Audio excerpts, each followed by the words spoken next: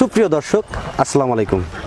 দেশ ও দেশের বাইরে থেকে যেখান থেকে আমার এই অনুষ্ঠান প্রতিনিয়ত দেখে থাকেন, কৃষি কথা ইউটিউব চ্যানেল থেকে তাদেরকে জানাই আন্তরিক শুভেচ্ছা, অভিনন্দন।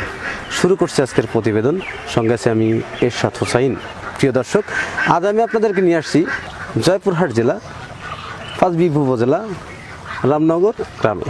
এখানে এক ভাই, উনি হাঁস পালন করে ব্যাপক সফলতা অর্জন করেছেন বলে মনে করছেন সেই ভাই। সেই সফলতার গল্পই শুনবো সেই ভাইয়ের কাছ থেকে।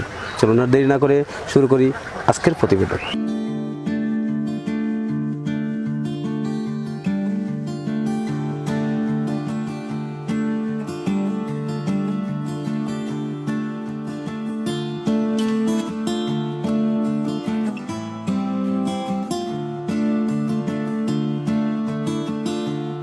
প্রিয় দর্শক, আমার সামনে যিনি দাঁড়িয়ে আছেন এবং এই যে আবদ্ধ অবস্থায় পুকুরে যে হাঁসগুলো দেখছেন, তিনি হাঁসের মালিক। এখানে হাঁস পালন করছে বেইজিং এবং ক্যাম্বেল হাঁসের সমন্বয়ে তিনি খামারটি করে তুলছেন।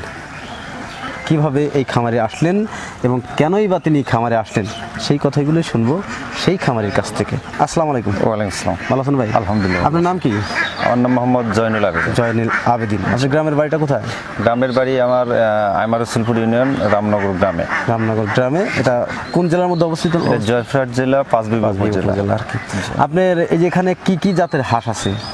এখানে মূলত দেখতে পাচ্ছেন, এখানে আমি যে প্রথম হাঁসটা উঠাইছি, এটা হলো বেইজিং হাঁস আর হলো ক্যাম্বেল হাঁস। ক্যাম্বেল হাঁস, এই দুটি হাঁসের সম্মিলিত এই খামারটি তৈরি। এই হাঁসগুলো আমি তো দেখছি আপনি আবদ্ধ অবস্থায় লালন পালন করেন। জি, আমি আবদ্ধ অবস্থায় এই হাঁসটি লালন পালন করতেছি।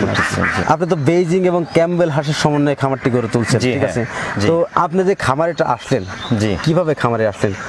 একটা তো থাকে খামারে আসছি মূলত আমি ইউটিউবে দেখে অনেক হেল্প নিয়েছি। ইউটিউবে থেকে দেখে আমার হাঁস পালার ইচ্ছে হলো। তারপরে সর্বপ্রথম আমি অল্প কিছু সংখ্যক হাঁস আমি প্রথমে নিয়ে আসছি, নিয়ে এসে দেখতেছি হাঁসে লাভবান আমি হচ্ছি। সেক্ষেত্রে নেক্সট টাইমে আমি পরবর্তীতে আবার বেইজিং এবং ক্যাম্বেল হাঁস সম্মিলিত বেশি নিয়ে আসছি। আপনি তো এই বেইজিং এবং ক্যাম্বেল হাঁসের সমন্বয়ে খামারটি গড়ে তুলছেন। আপনার হাঁস পালন করার অভিজ্ঞতা কতদিনকার? আমার হাঁস পালার অভিজ্ঞতা 2 বছর। 2 বছর। জি। সর্বপ্রথম আপনি কতগুলো হাঁস দিয়ে খামার? সর্বপ্রথম আমি খামারটা উদ্বোধন করছি 300 হাঁস। 300 হাঁস দিয়ে। জি। এখন আপনার খামারে কতগুলো হাঁস? এখন বর্তমানে আমার খামারে হাঁস আছে 2000। 2000 মোট। 2000। কতগুলো ক্যাম্বেল আর কতগুলো বেইজিং আছে? আমার এখানে বেইজিং হাঁস আছে 500। জি। আর ক্যাম্বেল হাঁস আছে 1500। জি। আপনি শুরু থেকে আবদ্ধ অবস্থা পালন করতেন না এই অবস্থা আবদ্ধ অবস্থা? আমি প্রথমে শুরু থেকে আবদ্ধ অবস্থায় হাঁসটা পালন করি আর কি। আবদ্ধ অবস্থা হাঁস পালন কি লাভবান হওয়া যায়? আমি এ পর্যন্ত প্রথমে যে 300 হাঁস নিয়ে আসছিলাম, সেক্ষেত্রে আবদ্ধ অবস্থায় আমি হাঁস পালন করে 300 হাঁসে লাভবান হয়েছে। এই হওয়ার কারণে আগামী পরবর্তীতে আবার এই উদ্যোগ নিয়ে তখন 2000 হাঁস আবার শুরু করছেন আর কি। জি। প্রিয় দর্শক, আবদ্ধ অবস্থায় হাঁস পালন করেও লাভবান হওয়া যায়, আমাদের এই খামারি ভাই বললেন। তিনি সর্বপ্রথম 300 হাঁস দিয়ে খামারটি করে তুলছেন। আমি জানবো সেই কথাগুলোই তিনি আবদ্ধ অবস্থায় কীভাবে হাঁস পালন করে লাভবান হতে পারছেন। আচ্ছা, আবদ্ধ অবস্থায় অনেক ভিডিও তৈরি করছি এবং সেই ভিডিওগুলি আমার চ্যানেলে দেওয়া আপলোড করা আছে।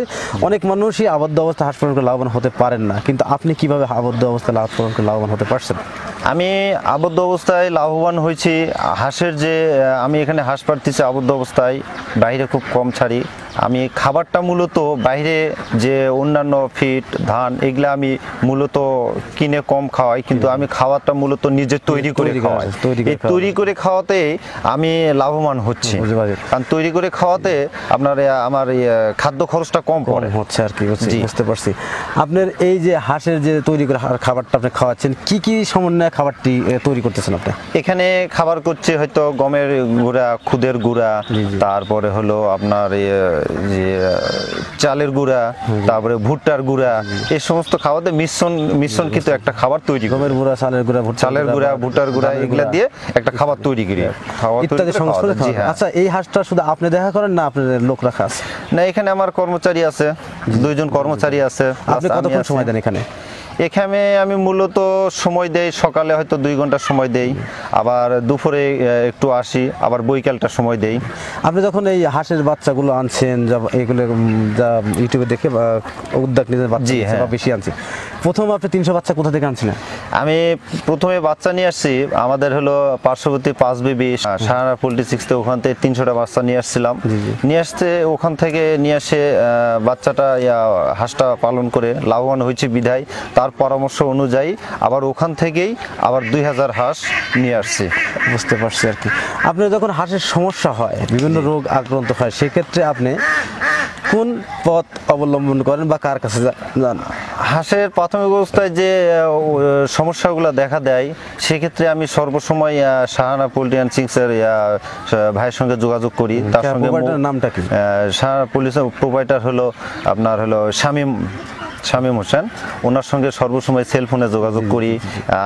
তাছাড়া পাশাপাশি উনিও আসে, আমার সময় দেয়, আমার সেটে আসে, আমার সেট পরিদর্শন করে আমাকে ভালো মন্দ পরামর্শ দেয়। তাছাড়া কোনো অসুখ থাকলে মানে উনি ঔষধ নির্দেশনা দেয়, সেক্ষেত্রে তার পরামর্শে আমি আর কি হাঁসটা এই পর্যন্ত আসছে। আচ্ছা আচ্ছা, আপনি তারপর যে অনেক কৃতজ্ঞ আর কি, জি হ্যাঁ, তার প্রতি আমি অনেক কৃতজ্ঞতা।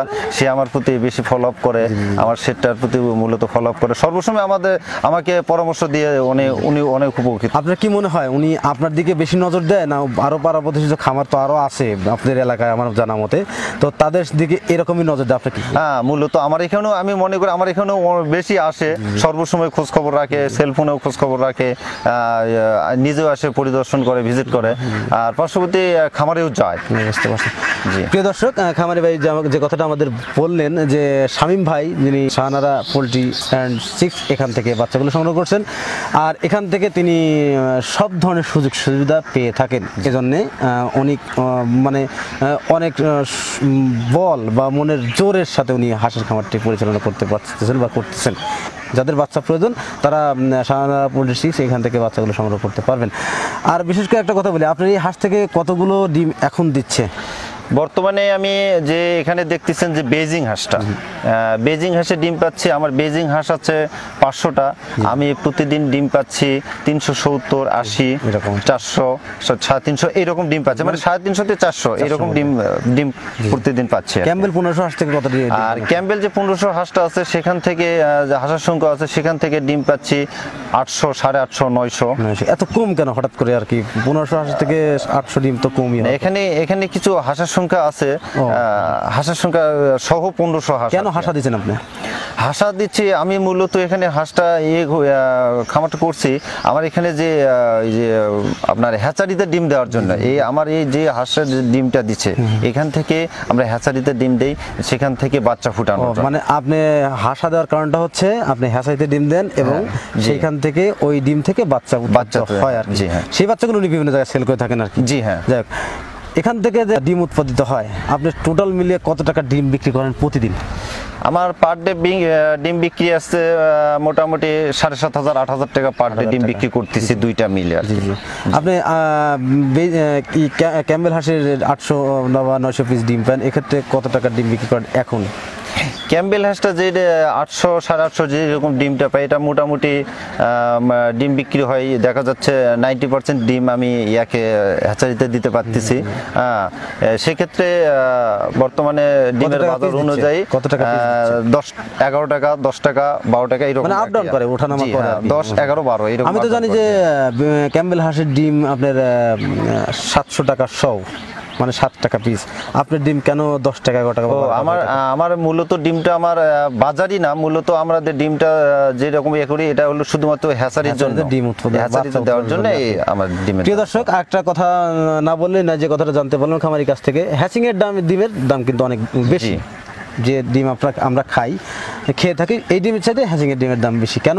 কারণ ওই ডিম থেকে বাচ্চা উৎপাদিত হয় এবং সেই বাচ্চাগুলো বিভিন্ন জেলায় সেল করে থাকেন আমাদের শামীম ভাই, সেখান থেকে তিনি বাচ্চা কিন্তু সংগ্রহ করছেন। আচ্ছা, যে বাচ্চা উনি দিয়েছিল, তিনি কি অরিজিনাল খাকি ক্যাম্বেল আপনাকে দিয়েছিলেন? জি, আমি অরিজিনাল খাকি ক্যাম্বেল তার কাছ থেকে পেয়েছি। আবার বেজিং কি বা বেজিংও অরিজিনালি পেয়েছিলেন? অরিজিনালি দিয়েছিলেন আর কি। আপনার তরফ থেকে কোনো নাই আর কি, কোনো অভিযোগ নাই? না, আমার তরফ থেকে তার প্রতি কোনো অভিযোগ নাই, কারণ বরঞ্চ তার কাছে আমি অনেকটা কৃতজ্ঞ। সে সর্বদাই আমার সঙ্গে সঙ্গে যোগাযোগ করতেছে, আমাকে পরামর্শ দিয়ে অনেক উপকৃত করছে। এক কথায় বলা যায় তার কারণে আমি এতদূর অগ্রসর হতে সক্ষম হয়েছি। বুঝতে পারছি। আপনি যদি 800 ডিম হয় তাহলে তো মনে করেন 8,000 টাকা। ওদিকে বেজিং হাঁসের 300 বা 3700 ডিমে কত টাকা দাম দেয় আপনি? বেজিং হাঁসের ডিমটা যে বর্তমানে যে বাজার অনুযায়ী 30 টাকা 31 টাকা এরকম দামে বিক্রি করি। এই ডিমটা মোটামুটি প্রতিদিন 8,000 8,500 টাকা বিক্রি করে থাকে। এই ডিমটা আপনার 8,000 টাকার মতো, মানে টোটাল মিলে আপনার কত টাকা ডিম বিক্রি হয়? টোটাল ডিমে পার ডে আমার ডিম বিক্রি করে যাচ্ছে দুইটাই প্লাসে আপনার প্রায় 13-14 হাজার টাকা ডিম বিক্রি চলে আসে, হ্যাঁ, পার ডে। তারপরে টোটাল মিলে আপনার কি পরিমাণ খরচ হচ্ছে? খরচটা মূলত আমি নিজে খাদ্য তৈরি করে খাই। আপনি যদি 8,000 টাকা বাঁচে আর কি হাঁসের ডিম থেকে, তাহলে প্রতি মাসে আপনি কত টাকা ডিম বিক্রি প্রতি মাসে আসতেছে মোটামুটি আমার এই পর্যন্ত আসতেছে 2,30,000 40,000 2.5 লক্ষ টাকা এরকম মাসিক। হ্যাঁ, আপ ডাউন মাসিক 2,30,40 2.5 লাখ এরকম মাসিক ইনকাম আসতেছে। হ্যাঁ। আপনার এই হাঁস পালন করার অভিজ্ঞতা কতদিনকার? আমার হাঁস পালন করার অভিজ্ঞতা বিগত 2 বছর। 2 বছর অভিজ্ঞতা? 2 বছর। জি। এই 2 বছর তো আপনি স্বাবলম্বী হয়েছেন। 2 বছর আপনি কি হাঁস পালন করার পূর্বে কোনো প্রশিক্ষণ নেওয়া ছিল? না, আমার পূর্বে কোনো অভিজ্ঞতা ছিল না হাঁস সম্পর্কে। আমি পূর্বে কোনো হাঁস অভিজ্ঞতা ছিল না। আমি ইউটিউব থেকে মোটামুটি হেল্প পাইছি। তাছাড়া তারপরে শামীম ভাইয়ের সঙ্গে যোগাযোগ করি। শামীম ভাই আমাকে অনেক নির্দেশনা দেওয়ার পর তারপর আমি তার পরামর্শ অনুযায়ী হাঁস পর্যন্ত আসছি। আপনি তো হাঁস পালনের স্বাবলম্বী হয়েছেন, আর নতুন যারা খামার করে আপনার মতো যারা, তারা যদি হাঁসের খামার করতে চায়, তারা কি স্বাবলম্বী হতে পারবে? না, আমি মনে করি আমার ব্যবসাতে আমি মনে করি যেখানে যারা নতুন যারা হাঁস পালন করতে ইচ্ছুক, আমি মনে করি হাঁসের প্রচুর লাভ আছে। হাঁস পরামর্শ নিয়ে কোনো হ্যাচারি কিংবা কোনো ডাক্তারের পরামর্শ নিয়ে যদি কেউ হাঁস পালন করে, আমি মনে করি তারা লাভবান হবে, কারণ আমি নিজে স্বাবলম্বী হয়েছি। বুঝতে পারছি। হয়েছে। প্রিয় দর্শক, আমার সামনে যে এই ব্যক্তিটাকে দেখছেন, তিনি হাঁস খামারি, তিনি হাঁস পালন করে স্বাবলম্বী হয়েছেন। কারণ হচ্ছে হাঁস পালন করতে গেলে ওনার কথাই বুঝতে পারলাম সঠিক পরিকল্পনা, সঠিক পদক্ষেপ আপনাকে গ্রহণ করতে হবে, তাহলে হাঁস পালন করে আপনি লাভবান হতে পারবেন। এই কথাটাই আমাদের বোঝাতে চাইছেন খামারি। তার প্রচেষ্টাতে তিনি স্বাবলম্বী হয়েছেন। আপনিও চেষ্টা করেন, আপনিও স্বাবলম্বী হতে পারবেন। কেন পারবেন না? আপনিও তো মানুষ, সেও তো মানুষ, সে যেতে পারে, অবশ্যই আপনিও পারবেন। তাই হাঁসের খামার করুন, দেশ গড়ুন, এই প্রত্যাশা নিয়ে আজকের প্রতিবেদন এখানেই সমাপ্ত করছি। ভালো থাকেন, সুস্থ থাকেন, আল্লাহ হাফেজ।